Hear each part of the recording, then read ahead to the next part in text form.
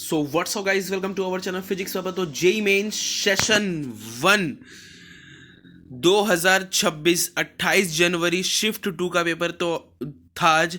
तो वो एनटीए के द्वारा सक्सेसफुली कंडक्ट कराया गया। तो जिसमें लिखा है the JEE Main 2026 shift 2 exam on January 28 concluded at 6 p.m. The shift was part of session 1 and mark the final day of paper of B B tech. Last paper था B tech का 21 22 23 24 25 25 को नहीं 24 28।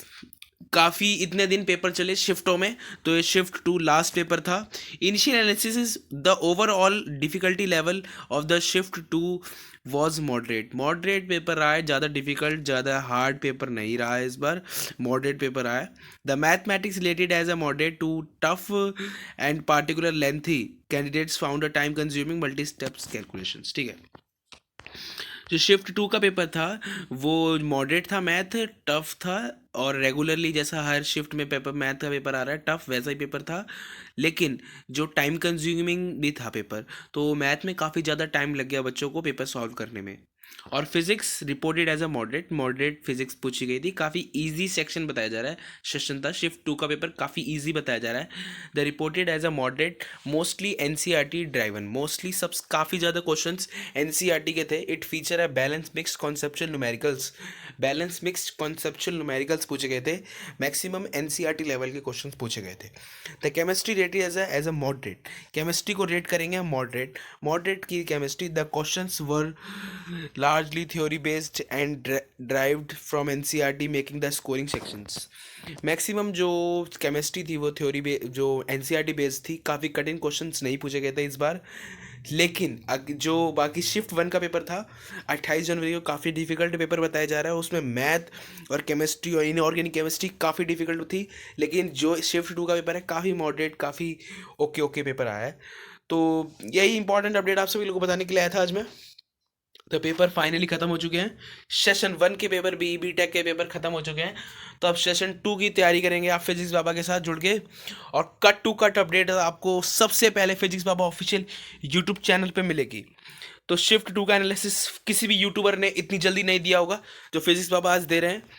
और पूरा paper initially moderate था, काफ़ी ज़्यादा questions नहीं पूछे गए थे इस बार। ज़्यादा बाहर से क्वेश्चंस नहीं पूछे गए थे, ओनली मैक्सिमम एनसीईआरटी लेवल का सारा पेपर था। एनसीईआरटी लेवल का ही पेपर हर बार एनसीईआरटी एनटीए बनाने की सोचता है, लेकिन पेपर कठिन बनता है कई बार। जैसे आपने शिफ्ट 1 का पेपर देखो, मैथ कितनी ट्रिकी डिफिकल्ट लेंथी बनाई। मतलब कि ये एनटीए वाले क्या करते हैं कि एक शिफ्ट को डिफिकल्ट एक शिफ्ट को हार्ड बनाते हैं, जिससे कि जो इनको आगे जाके जो कट ऑफ में काफ़ी दिक्कत ना हो, बच्चे सारे अच्छे नंबर ले आएंगे तो कट ऑफ बनाने में काफ़ी दिक्कत होगी। तो इसीलिए ही एक शिफ्ट टफ एक शिफ्ट कठिन आसान रहती है।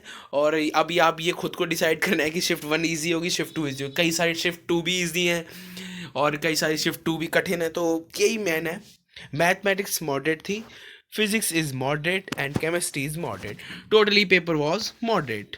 और 6 बजे 3 बजे से लेकर 6 बजे के बीच में पेपर कंडक्ट हुआ, सक्सेसफुली कंडक्ट हुआ, अच्छी तरीके से फुल्ली ट्रांसपेरेंसी के द्वारा पेपर कंडक्ट कराया गया एनटी के द्वारा।